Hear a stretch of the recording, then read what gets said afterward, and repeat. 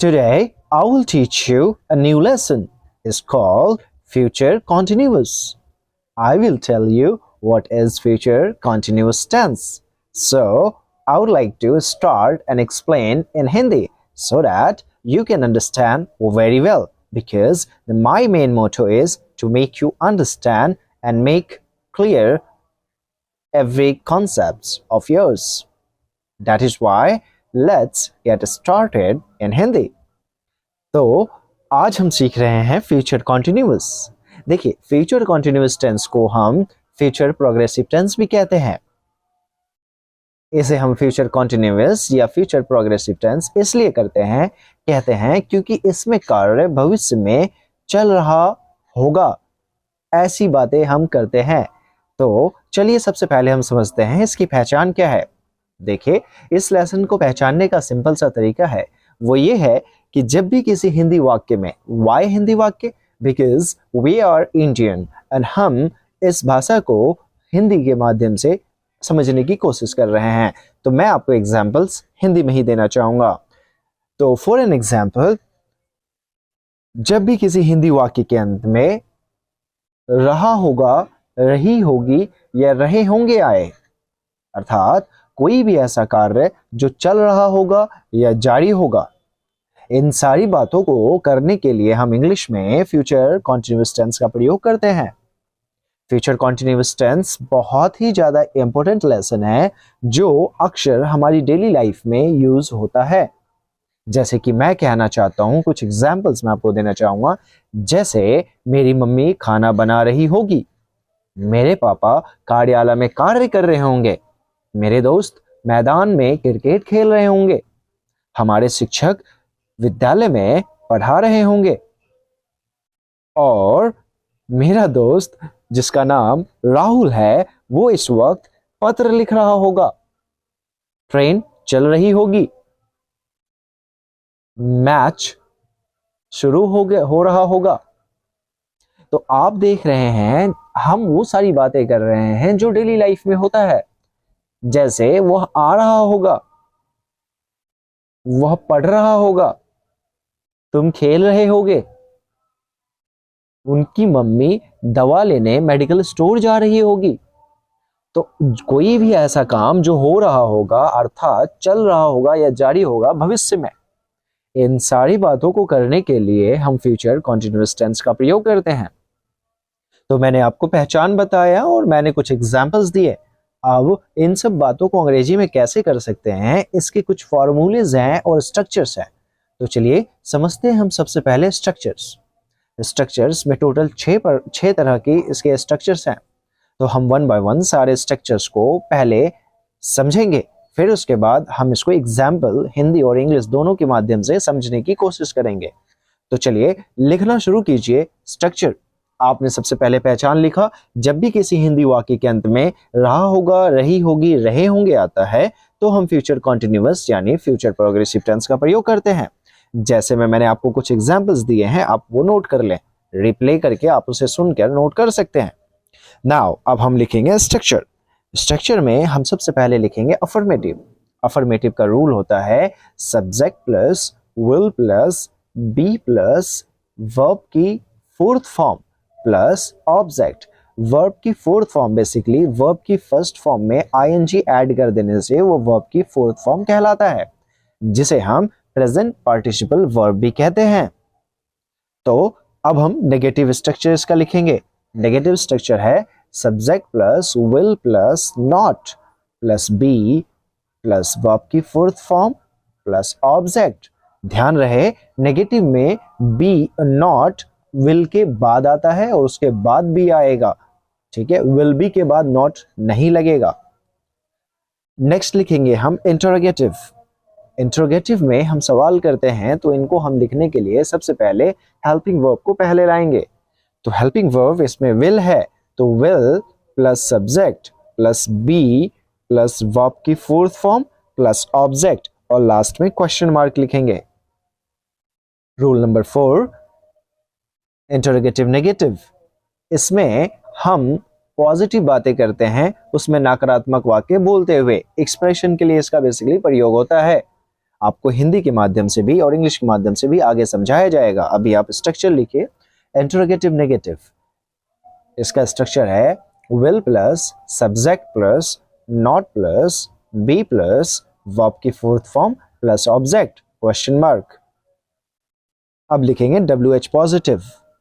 WH positive में हम structure लिखेंगे WH plus will plus subject plus be plus verb की फोर्थ फॉर्म प्लस ऑब्जेक्ट, इसमें भी क्वेश्चन मार्क लिखेंगे लास्ट में। नाउ अब हम लिखेंगे WH नेगेटिव। WH नेगेटिव में आप लिखिए WH plus will plus subject plus not plus be plus verb की fourth form plus object question mark. अब आप सोच रहे होंगे सर आपने स्ट्रक्चर तो लिखा दिया, बट इसका प्रयोग क्या करना है और ये क्या है, मुझे समझ नहीं आ रहा है। तो चलिए आपकी इस भी समस्याओं को दूर करते हैं और अब हम आपको एग्जाम्पल्स के साथ हर एक स्ट्रक्चर्स का प्रयोग बताएंगे। तो सबसे पहला स्ट्रक्चर है हमारा अफर्मेटिव। अफर्मेटिव में हम साधारण बातें करते हैं, जैसे वह खा रहा होगा, तुम सो रहे होगे, मम्मी पढ़ रही होगी, उसके पापा घर जा रहे होंगे, बच्चे क्रिकेट खेल रहे होंगे, है ना। तो ये साधारण बातें हम जो करते हैं उनके लिए हम अफर्मेटिव रूल नंबर 1 का प्रयोग करेंगे। तो एक एग्जाम्पल लिखिए, जैसे वह खेल रहा होगा। तो वह खेल रहा होगा में हमने सबसे पहले लिखा सब्जेक्ट। तो सब्जेक्ट इसमें कौन है, वह, मतलब ही के बाद क्या लिखा है, विल बी।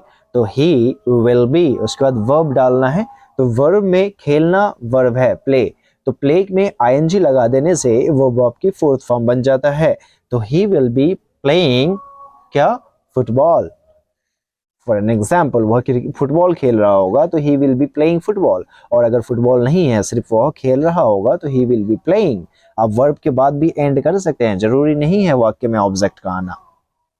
नेक्स्ट हम लिखेंगे नेगेटिव। नेगेटिव को बनाने का जो तरीका है, इसी में हम नॉट लगा देंगे। जैसे वह नहीं खेल रहा होगा तो क्या बन जाएगा, he will not be playing.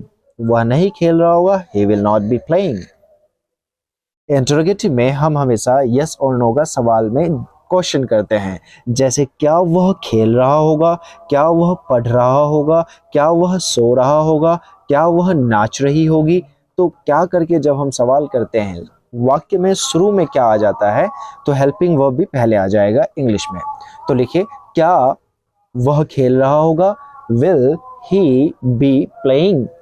और यह ध्यान रहे, ऐसे वाक्यों में चाहे वो हिंदी हो या इंग्लिश, दोनों में ही क्वेश्चन मार्क लास्ट में आता है। तो will he be playing question mark.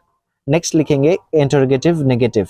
ऐसे सवालों में ऐसे रूल्स को हम जो बेसिकली प्रयोग करेंगे वो तब करते हैं जब हम एक्सप्रेशन दे रहे होते हैं, कहीं पे हम चौंक रहे होते हैं या फिर थोड़ा सा श्योरिटी के साथ कंफर्मेशन कर रहे होते हैं, तो प्रयोग करते हैं। जैसे क्या वो खेल रहा होगा, उसके कुछ और काम करने का वक्त था बट वो खेल रहा है, तो हम चौंक कर पूछते हैं क्या वो खेल रहा होगा। तो ऐसे सवालों को बनाने के लिए और ऐसे वाक्यों को बनाने के लिए हम इंटरोगेटिव नेगेटिव का प्रयोग करते हैं। तो आप इसमें लिखिए, क्या वह खेल रहा होगा, ऑलरेडी मैंने आपको बता दिया, विल ही बी प्लेइंग। अब इंटरोगेटिव नेगेटिव का जो है प्रयोग में नहीं आ जाएगा क्योंकि इसमें नॉट है।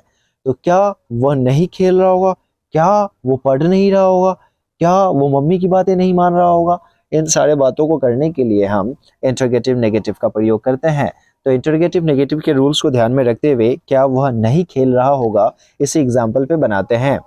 Will he not be playing, will he not be playing, क्या वह नहीं खेल रहा होगा। अब हम बनाते हैं WH पॉजिटिव। WH पॉजिटिव में हम बातें करते हैं WH की। WH मतलब what, why, where, when, how, इन सब की बातें करते हैं, ठीक है। तो इनमें से कुछ हम एक चूज लेंगे जिसे हम वहां पे WH की जगह पे रख देंगे। जैसे कि वह क्यों खेल रहा होगा, वह क्यों खेल रहा होगा, तो क्यों को बोलते हैं वाई।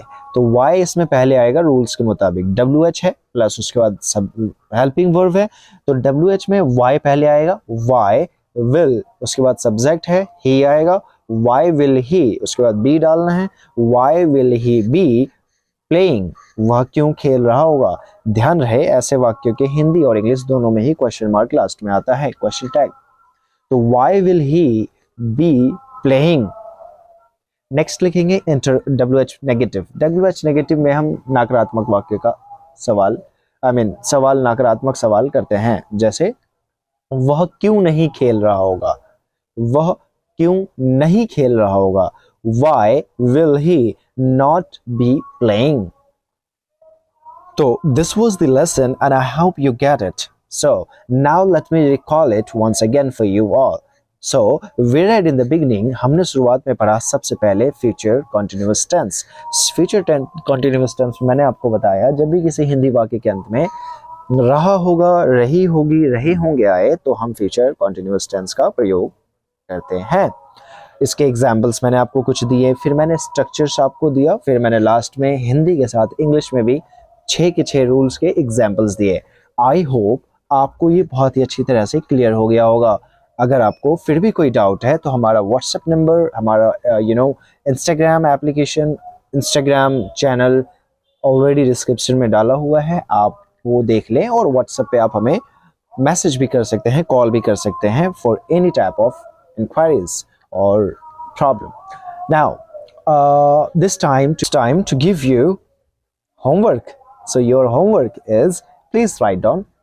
आपका होमवर्क है, वह अभी मंदिर जा रही होगी। क्या बनेगा? कमेंट बॉक्स में इमीडिएटली कमेंट करके दिखाइए।